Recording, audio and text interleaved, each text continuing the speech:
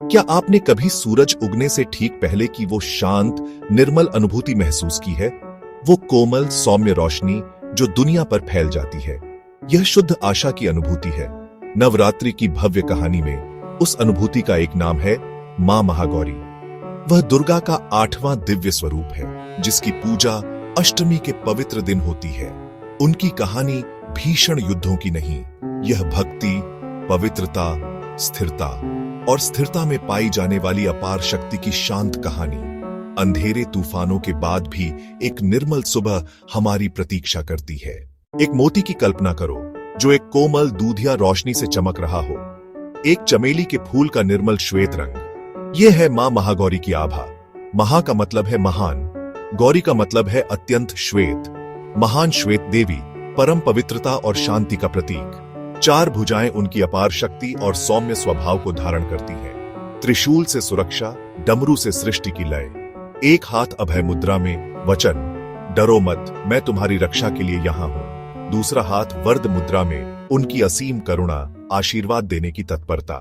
हर बड़ी कहानी की एक यात्रा होती है। महागौरी की कहानी एक युवा देवी पार्वती से शुरू होती है, पर्वत राजा हिमवान की बेटी। उनके दिल में एक ही इच्छा थी, भगवान शिव से शादी। लेकिन शिव एक तपस्वी थे, दुनिया से परे। उन्हें प्रसन्न करना आसान न था। देवताओं ने उन्हें प्रोत्साहित किया, इस मिलन से विश्व का कल्याण होगा। पार्वती ने अपना राजमहल और सभी सांसारिक सुख त्याग दिए। वह घने जंगल में कठोर तपस्या के लिए चली गईं। हजारों सालों तक वह ध्यान में खड़ी रहीं। गर्मी, सर्दी, वर्षा। गर्मियों में अग्नि के बीच, सर्दियों में बर्फीली नदी में। मानसून में बिना छत के बारिश सहन की। भोजन त्याग दिया, पत्तों पर जिए, फिर पत्ते भी छोड़ दिए, इसीलिए पड़ना। देह कमजोर, रंग काला पड़ गया, पर उनकी आत्मा अटूट रही। प्रकृति और ब्रह्मांड उनके अटूट विश्वास के साक्षी बने। हजारों सालों की तपस्या के बाद परिवर्तन का पल आया। उन्होंने एक स्त्री को देखा, धूल, गंदगी, काली पड़ चुकी त्वचा, पर आत्मा एक अद्वितीय प्रकाश से चमक रही थी। शिव प्रकट हुए, उनके बलिदान से प्रभावित। उन्होंने विवाह को स्वीकार किया। फिर उन्होंने अपने जटा से बहते गंगा जल से पार्वती को धोया। सदियों की धूल धुल गई, अंधकार मिट गया, देह शुद्ध हो गई। उनका गोरा रंग और भी दीप्तिमान हो उठा, मोती सा श्वेत, बिजली सा प्रकाश। तब से वह महागौरी कहलाईं, महान श्वेत देवी। उनका श्याम वर्ण अलग होकर कौशिकी, कालिका के रूप में प्रतिष्ठित हुआ। यह परिवर्तन शिव का उपहार, उनकी भक्ति का पुरस्कार था।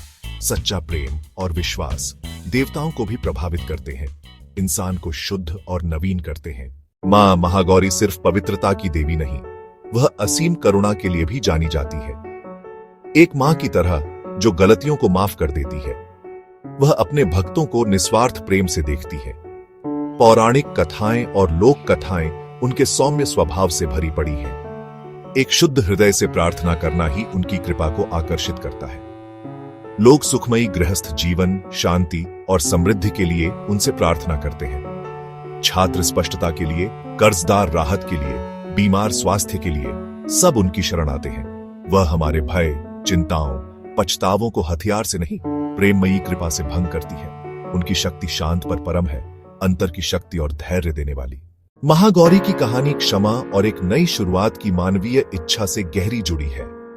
अष्टमी पर उनकी पूजा शुद्धि की तलाश का एक आध्यात्मिक कार्य है। उनकी प्रार्थना जैसे कृपा का एक कोमल झरना। हम अपनी अपूर्णताओं को स्वीकार कर बेहतर करने की ताकत मांगते हैं। वह एक कोरी स्लेट देती है, आगे बढ़ने का अवसर। उनकी ऊर्जा भ्रम दूर कर मन में स्पष्टता और शांति लाती है। नवरात्रि के 8वें दिन उनके मूल्यों को अपनाने का दिन। पवित्रता, शांति, दृढ़ता। दिए जलाते हुए हम अंदर की शांत जगह खोजते हैं। उनकी तपस्या दृढ़ संकल्प सिखाती है। अटूट ध्यान से असंभव भी संभव है। हमेशा एक नई उज्जवल शुरुआत का मौका होता है। वह मां जो रक्षा करती है, देवी जो शुद्ध करती है, और वह प्रकाश जो हमें घर ले जाता है। उनकी कहानी आपके लिए एक मार्गदर्शक तारा रहे, आज और हमेशा।